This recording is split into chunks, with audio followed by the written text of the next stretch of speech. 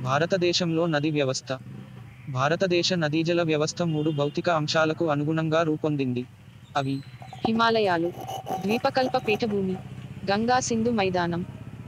పుట్టుక ఆధారంగా భారతదేశ నదీ జల వ్యవస్థను రెండుగా విభజించవచ్చు: ఏ. హిమాలయ నదులు, బి. ద్వీపకల్ప నదులు. హిమాలయ నదులు జీవనదులు. అంటే సంవత్సరమంతా వీటిల్లో నీళ్లు ఉంటాయి. వర్షపాతం. కరుగుతున్న మంచుతో నీళ్లు అందటం వల్ల జీవ నదులుగా పిలుస్తున్నారు. టిబెట్లోని మానస సరోవరం దగ్గర కైలాస పర్వతాలలోని ఉత్తర వాలుల వద్ద సింధూ నది మొదలవుతుంది. జీలం, జీనాబ్, రావి, బియాస్, సట్లెజ్లు సింధు నది ఉపనదులు. భగీరథి. అలకనందల కలయిక వల్ల మన గంగానది ఏర్పడింది. బ్రహ్మపుత్ర మానస సరోవరం దగ్గర కైలాస పర్వతాలలో పుడుతుంది. నర్మదా, తపతి నదులు కాకుండా ద్వీపకల్ప నదులన్నీ పడమర నుంచి తూర్పువైపుకు ప్రవహించుతున్నాయి. ద్వీపకల్పంలోని నదులలో మహానది, గోదావరి, కృష్ణా, కావేరి ముఖ్యమైనవి. ఏ ప్రాంతానికైనా అంతర్గత ప్రవాహాలు అవపాతం ప్లస్ ఉపరితల ప్రవాహం ప్లస్ భూగర్భ ప్రవాహం.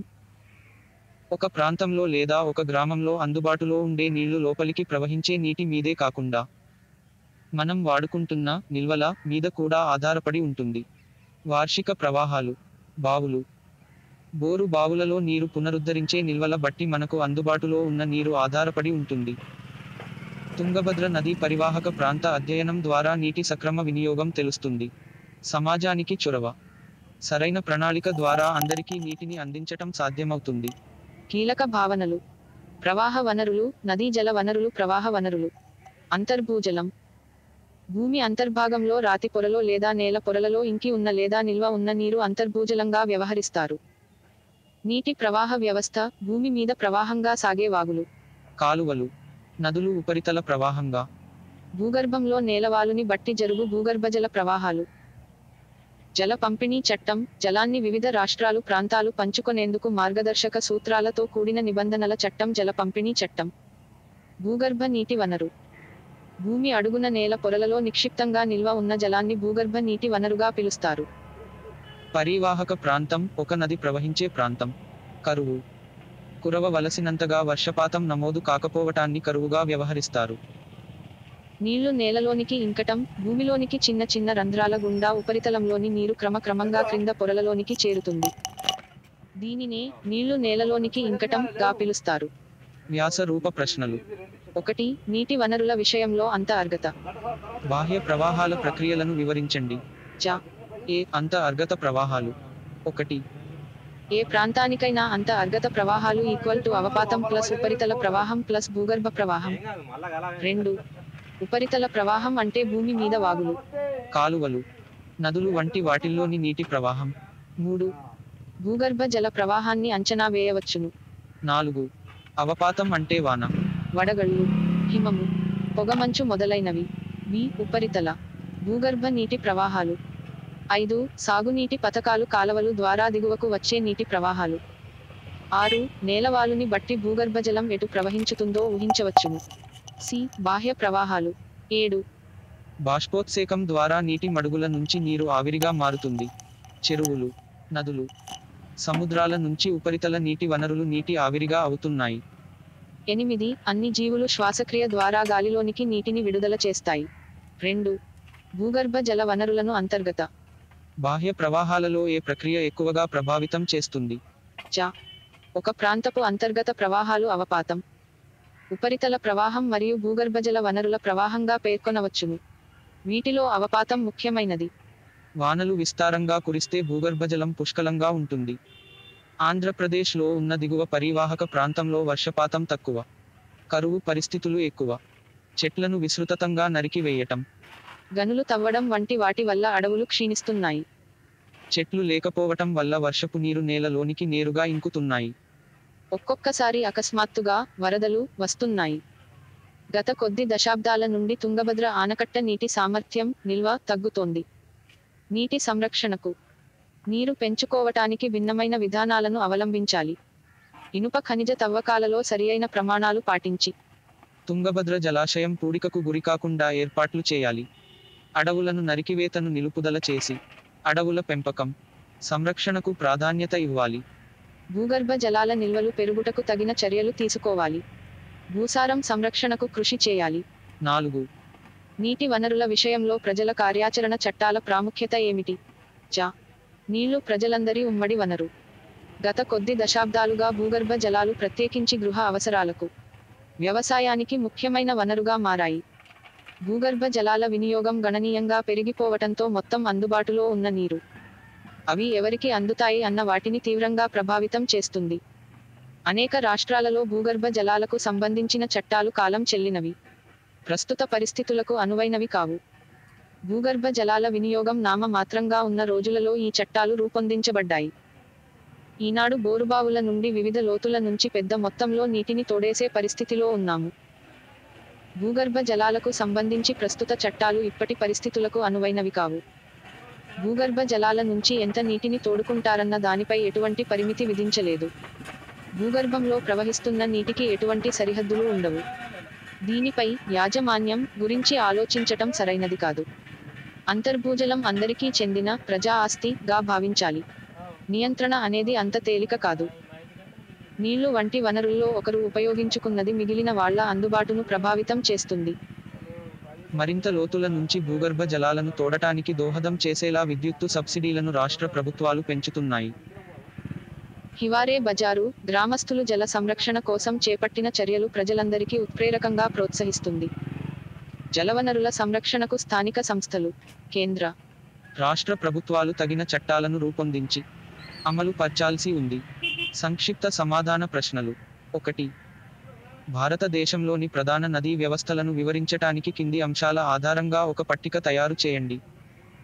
నది ప్రవహించే దిశ, అవి ఏ రాష్ట్రాలు లేదా దేశాల గుండా ప్రవహిస్తున్నాయి, ఆ ప్రాంత భౌగోళిక పరిస్థితులు. క్ర. స. నది ప్రవహించే దిశ, రాష్ట్రాలు, ప్రాంతాలు. భౌగోళిక పరిస్థితులు. 1. సింధు, పడమర, టిబెట్, ఇండియా, పాకిస్తాన్. మానస సరోవరం. 2. గంగా, తూర్పు, ఇండియా, బంగ్లాదేశ్, గంగోత్రి. 3. బ్రహ్మపుత్ర, పడమర, Tibet, India, Bangladesh. Chemayungdung. 4. Godavari, తూర్పు, మహారాష్ట్ర, తెలంగాణ, ఏ. పి. నాసిక్ త్రయంబక్. 5. కృష్ణా, తూర్పు, మహారాష్ట్ర, ఏ. పి. తెలంగాణ, మహాబలేశ్వరం. 6.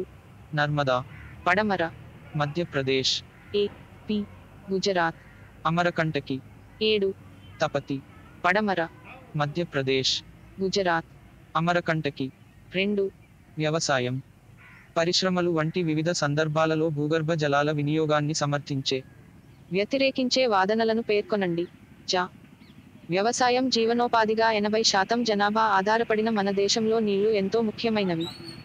వర్షాధార ప్రాంతాలలో భూగర్భ జలాలను బోరు బావుల ద్వారా వెలికి తీస్తారు. భూమి, సాగునీరు అందుబాటులో ఉన్న రైతులకు, అవి లేని వాళ్లకు మధ్య తీవ్ర అంతరాలు ఉన్నాయి. పారిశ్రామికీకరణ, పట్టణ ప్రాంతాల పెరుగుదల వల్ల పెద్ద మొత్తంలో నీటిని ఉపయోగిస్తున్నారు. పరిశ్రమలు శుద్ధి చేసిన జలాలను మాత్రమే నదిలోనికి వదలాలి. ఈ చట్టాలు సమర్థవంతంగా అమలు చేయటం లేకపోవుట వల్ల నదీ వ్యవస్థలు తీవ్ర కాలుష్యానికి గురి అవుతున్నాయి. హరిత విప్లవం వల్ల పంజాబు, హర్యానాలలో భూగర్భ జలాల నిల్వలు గణనీయంగా తగ్గాయి. ఒక ప్రాంతంలోని వివిధ వర్గాల మధ్య వ్యవసాయం, పరిశ్రమలు, త్రాగునీరు వంటి రంగాల మధ్య వైరుధ్యాలు ఉన్నాయి. కాబట్టి నీటి వినియోగ యాజమాన్యంలో సామాజిక, ఆర్థికాంశాలు ఎంతో ముఖ్యమైనవి. 3. నీటి వనరులలో అనేక రకాల మార్పులు సంభవించాయి. ఈ అధ్యాయంలో చర్చించిన సానుకూల, ప్రతికూల మార్పులను వివరించండి. జ. నీటి వినియోగం, దానిని సమర్థవంతంగా, న్యాయంగా వినియోగించుకొనుటకు అంత అర్హత. బాహ్య ప్రవాహాలను లెక్కించాల్సి ఉంది. పట్టణాలకు త్రాగునీరు అందించుటకు సరైన ప్రణాళికలు రూపొందించాలి. గత కొద్ది దశాబ్దాలుగా భూగర్భజలాలు ప్రత్యేకించి గృహ అవసరాలకు, వ్యవసాయానికి ముఖ్యమైన వనరుగా మారాయి. నీటిని ప్రజలందరికీ ఉద్దేశించిన ఉమ్మడి వనరుగా పరిగణించాలి. అంతర్భూజలం అందరికీ చెందు ప్రజా ఆస్తిగా భావించాలి. త్రాగునీళ్లకు తొలి ప్రాధాన్యతతో పాటు మానవ హక్కుగా గుర్తించాలి. చిన్న ప్రాంతంలో సామాజిక చొరవ, సరైన ప్రణాళికల ద్వారా అందరికీ నీటిని అందించుట సాధ్యమవుతుంది. 4. నీటి సంరక్షణను మెరుగుపరచటానికి హివారే బజార్ లో వ్యవసాయంలో ఏ పద్ధతులపై నియంత్రణ విధించారు? జ. హివారే బజారులోని ఉమ్మడి భూములు, వ్యక్తిగత పచ్చిక భూములలో నేల, నీటి సంరక్షణ పనులను అమలు చేశారు. కొండవాలుల్లో వరుస సమతల కందకాలు తవ్వి నేలకోతకు గురికాకుండా చేశారు. ఇవి వాన నీటిని నిల్వ చేశాయి. ఫలితంగా పచ్చగడ్డి బాగా పెరిగింది. వీరు నీటిని నిల్వ చేసే అనేక నిర్మాణాలను ఊరిలో అమలు చేశారు.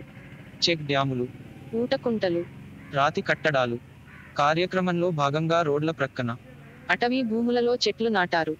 గ్రామంలో కొన్ని నిషేధాలు విధించారు. అవి: ఏ. సాగు నీటికి బోరు బావులు తవ్వరాదు. బి. చెరకు, అరటి సాగు చేయరాదు. సి. బయటి వాళ్లకు భూమిని అమ్మరాదు. సాగు నీటిని మామూలు బావుల నుంచే తీసుకోవాలి.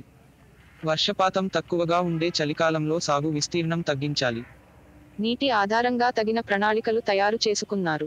5.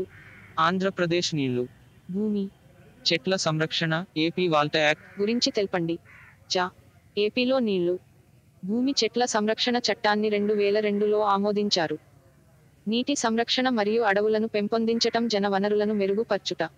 భూసార సంరక్షణ దీని లక్ష్యం. ఉపరితల, భూగర్భజల వనరులను, వాటి వినియోగాన్ని ఇది నియంత్రిస్తుంది. బావులను రిజిస్ట్రేషన్ చేయాల్సి ఉంది. కొన్ని ప్రాంతాలలో నీటిని పంపు చేయటం నిషేధించారు. 6. మీ ప్రాంతంలో ఏ అవసరాలకు నీటి కొనుగోలు, అమ్మకాలు జరుగుతుంది? దీనిపై ఏమైనా నియంత్రణలు ఉండాలా? చర్చించండి. చ. ఏ. స్థానిక పురపాలక సంస్థలు ప్రజలకు కావలసిన గృహావసరాలకు నీటిని సరఫరా చేస్తున్నాయి. బి. సేద్యపు అవసరాలకు తగిన నీటిని నీటి వనరులు కలిగి ఉన్న వ్యక్తులకు, దాని యజమానులకు కొంత మొత్తం సంవత్సరమునకు చెల్లిస్తారు. సి. త్రాగు నీరు కోసం వాటర్ క్యాన్స్ ను ప్యూరిఫికేషన్ తదుపరి మినరల్ వాటర్ గా పట్టణ ప్రాంత వాసులు కొనుగోలు చేస్తున్నారు. డి. అయితే నీటి వ్యాపారం చేస్తున్న వ్యక్తులపై వ్యాపారంపై తగిన నియంత్రణ చేయాల్సి ఉంది.